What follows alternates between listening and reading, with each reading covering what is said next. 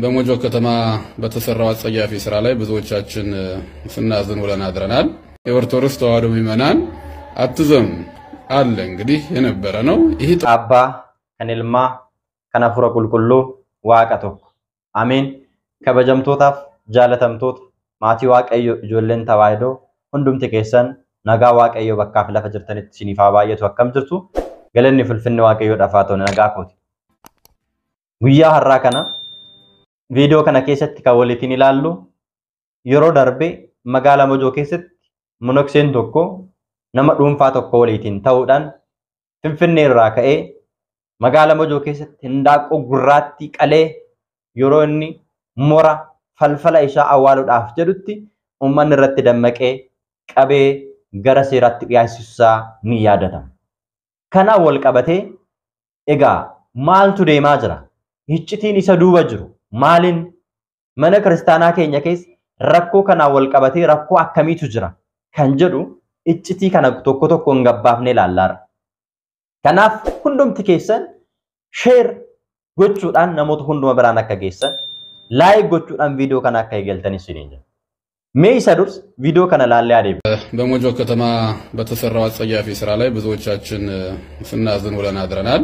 የኦርቶዶክስ ተዋሕዶ ምዕመናን አትዘም አለ እንግዲህ የነበረ ነው። ይሄ ጥንቆላ ከቤተ ክርስቲያን ካልተወገደ ድረስ እንዲሁ የቤተ ክርስቲያን ስም እየጠፋ የቤተ ክርስቲያን ስም እየጠለሸ ይሄደ ነውና ሶስት ነገሮችን ከቤተ ክርስቲያን እናስወግድ። ቤተ ክርስቲያን በዚህ ስሟ እየጠፋ ነው ብያለሁ። እነሱም ዘረኝነት፣ ጉቦኝነትና ጥንቆላ ናቸው። አኩማ ቪዲዮ ከነራ አርጊተን አባንኩን ኤሳ ከተጃጀለኒቲ መቃይሳኔ ቤኩ ባዱስ ኢመራወቴ ከነ ወጅን ፈልፈለ ራወቴ ከነ ሙረ ራወቴ ከነ ኦጂ ጭጋሲሳ ኦጂ አባረማ መጋለ ሞጆ ኬሰት ራወተሜ ከና ወልቀብሲሴ ያዳ ኢሳ ጋፋ ይብሰቱ ወንተ አመራወተሜ ከና ወልቀብሲስተኒ ኡመን ክርስቲያና ይሪፈትናይ ወንቲ አመራወተሜ ኩን ኦጂ ጭጋሲሳን ኦጂን አባረማን አመራወተሜ ኩን ከሌሰዩ ዱርራ ጀልቀቤ መደ ክርስቲያና ኬሰ ከንጅሩዳ አይደል ማለቹ ዳ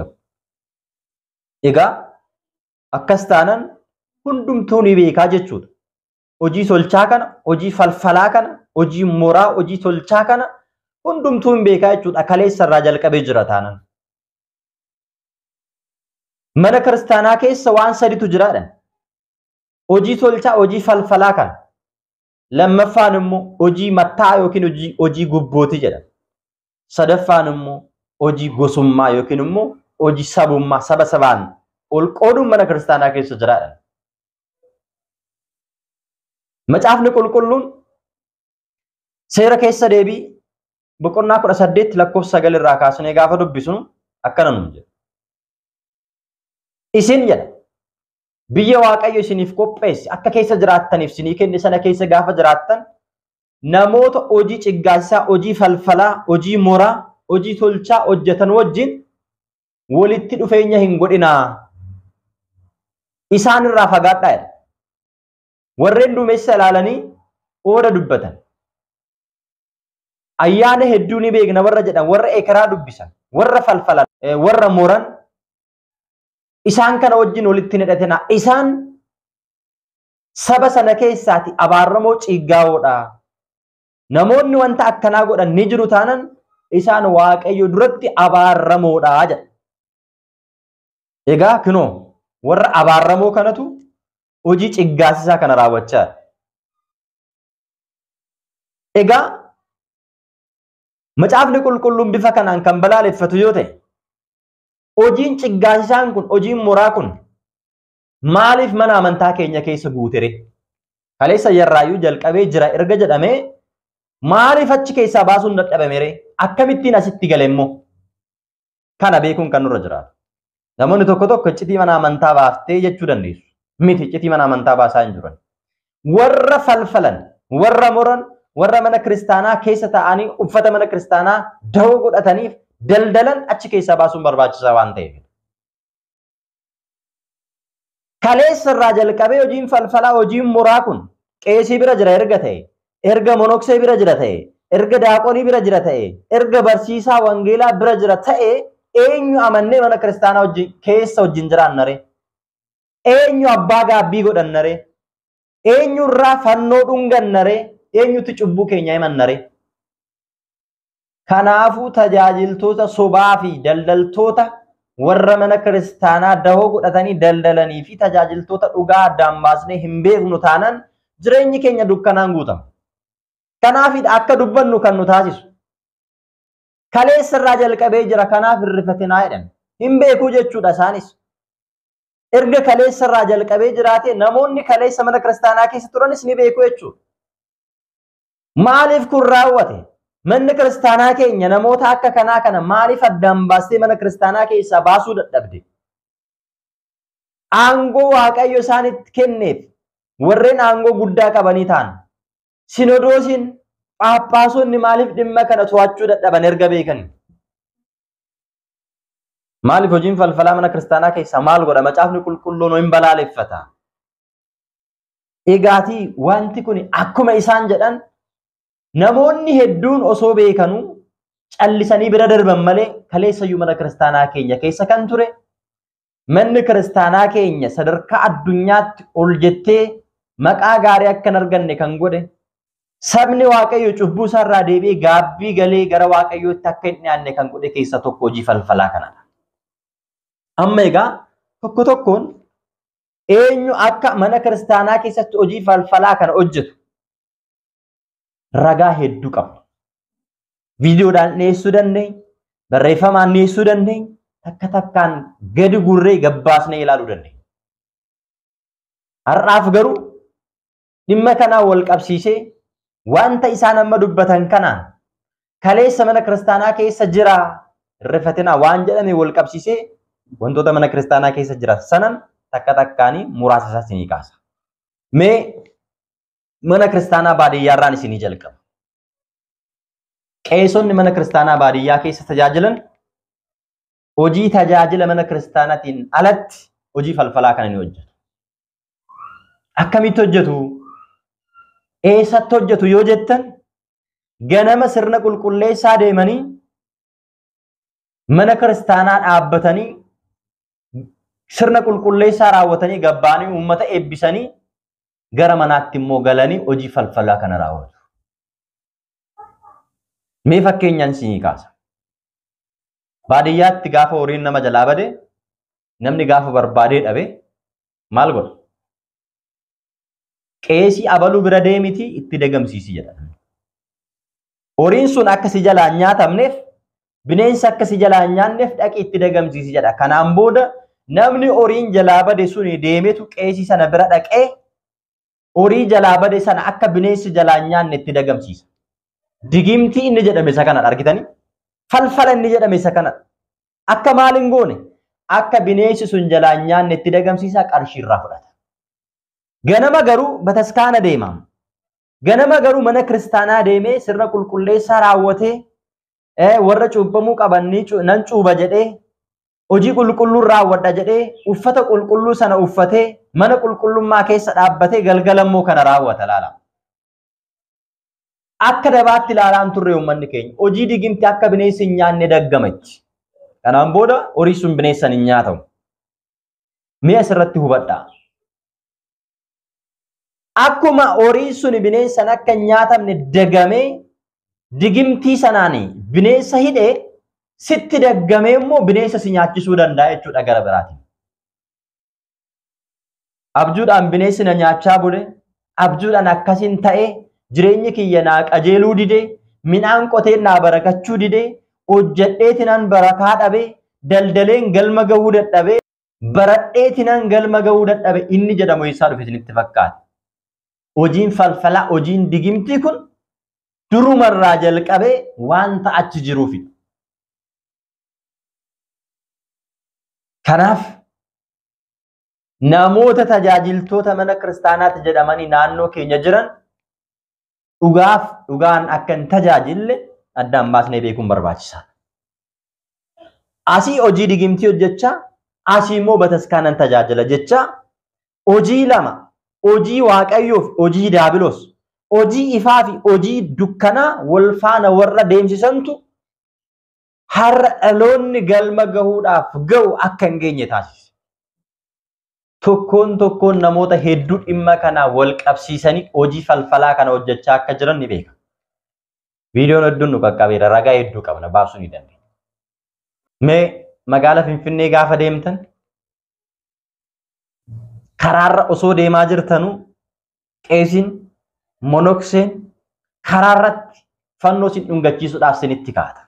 Maaliif sinitti fakkaata?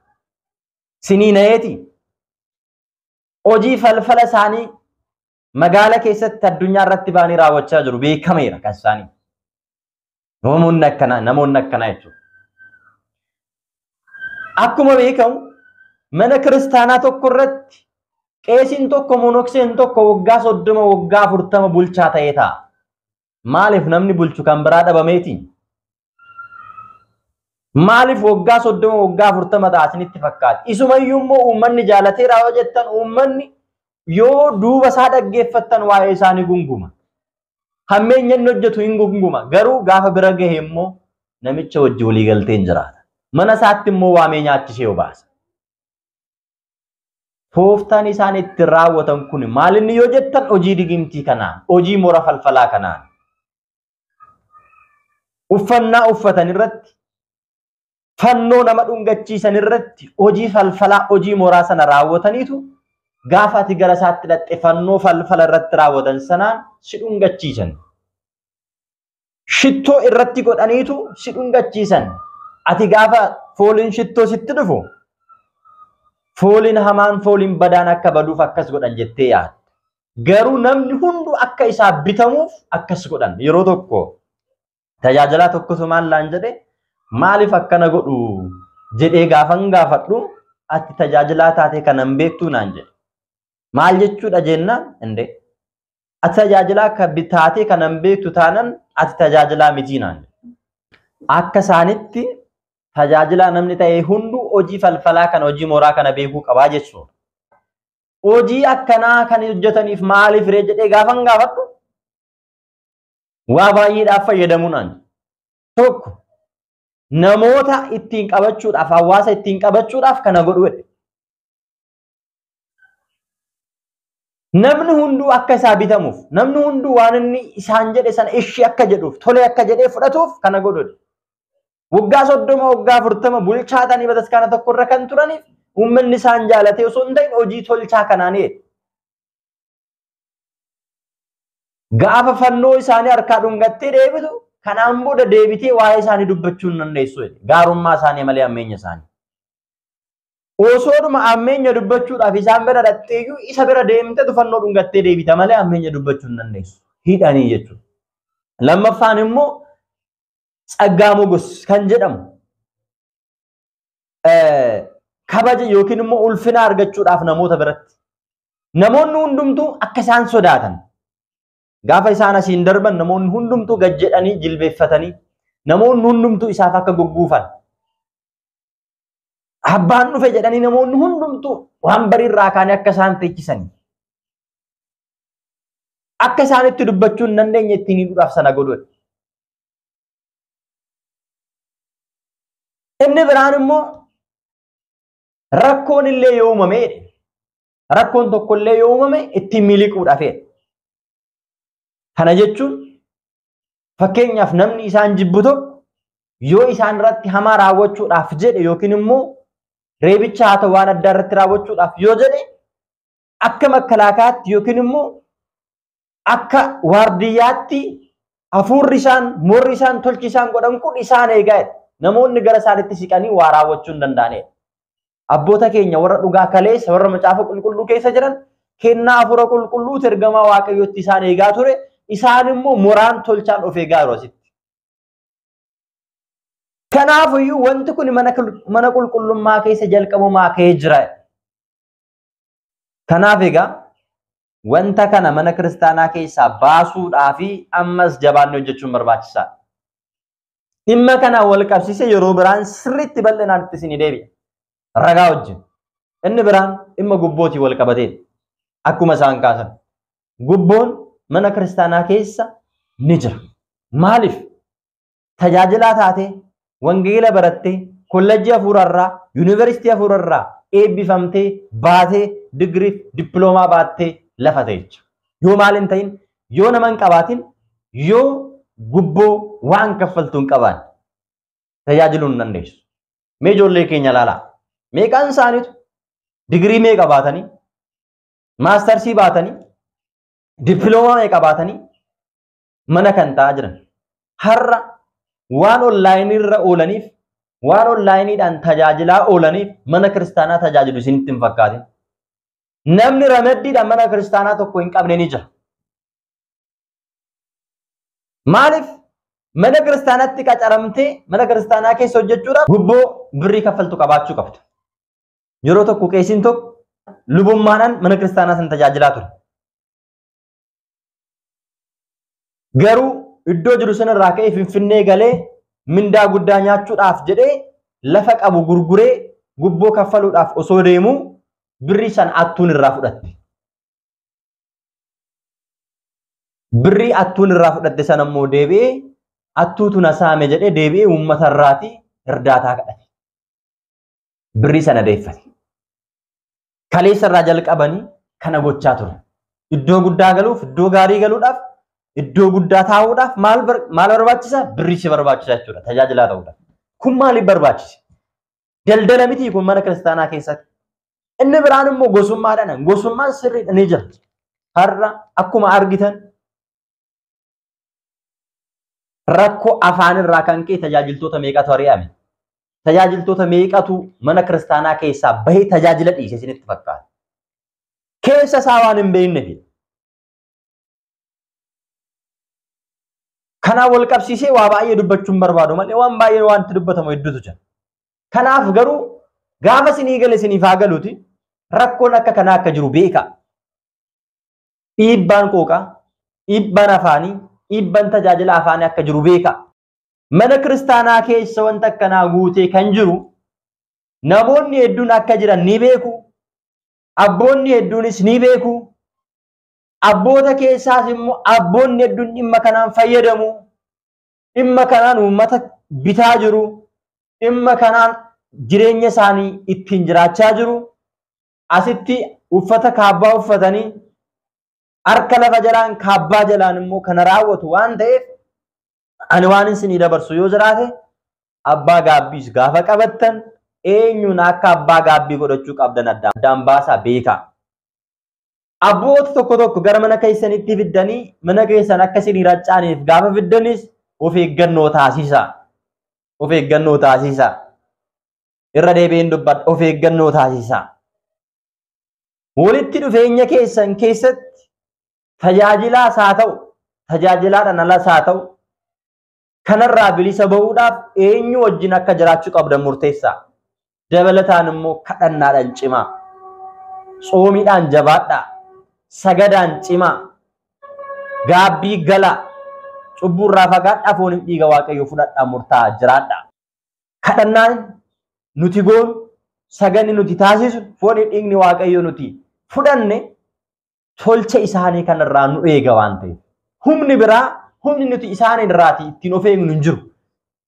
Isaan harka wayyaa jalaatiin kara tokkoon qulqulluu gara tokkoon immoo xuraa'oodha waan ta'aniif xuraa'ummaa isaan ittiin nutti deeman kanarraa qulqullaa'uudhaaf humna Waaqatiin malee waa biraatiin of eeguu hin dandeenyu.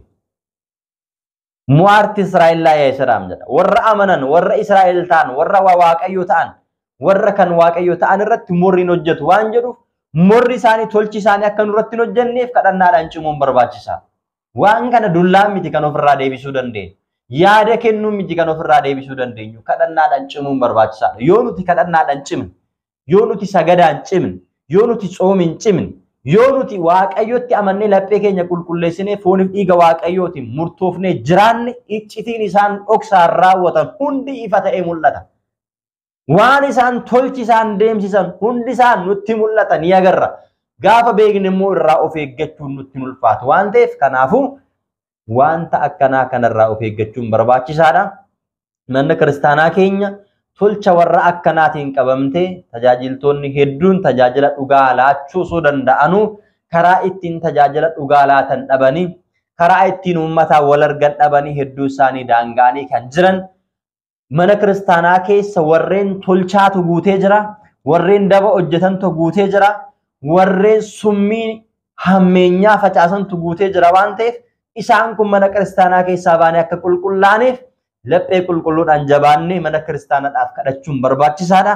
Manni kiristaanaa rakkoo guddaa keessa jirti. Nuti immoo ijoollee Waaqayyoo warri taane mana kiristaanaa keenya isa Waaqayyoon dhiiga isaatiin hundeesse macaafa qulqulluudhaan bu'uursee nutti kenne dhalootaaf dabarsuudhaaf warra tolcha hojjetan mana kiristaanaa keessaa yoo hin baasin tolcha kana wajjin hammeenya kana wajjin dhaloota dhufu mana kiristaanaa kana dabarsine ni kennina taanan baay'ee ulfaataa kanarraa caala cima waan ta'eef kan akka hin taaneef jabaannee jabaachuun jabaannee kadhannaan cimuun jabaannee waa hunda addaan baafachuun barbaachisaadha. Bitaa fi mirga keenya ilaallee duuba fuuldura keenya ilaallee addaan baafachuun barbaachisaadha waan ta'eef iyyuu yeroon keessa jirru yeroo hamoodha.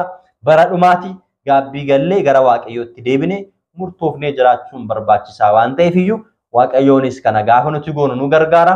Waaqayyoon nu haa gargaaru. Mana kiristaanaa keenya Waaqayyoon nu haa eegu. Warra hamaa, warra daba, warra tolcha waan abaaramaa hojjetan immoo Waaqayyoon mana kiristaanaa keenya keessaa nu baasee nu haa qulqulleessu. Sagantaa biraan hanga walitti deemnutti nagaan tura. Wasbaata እግዚአብሔር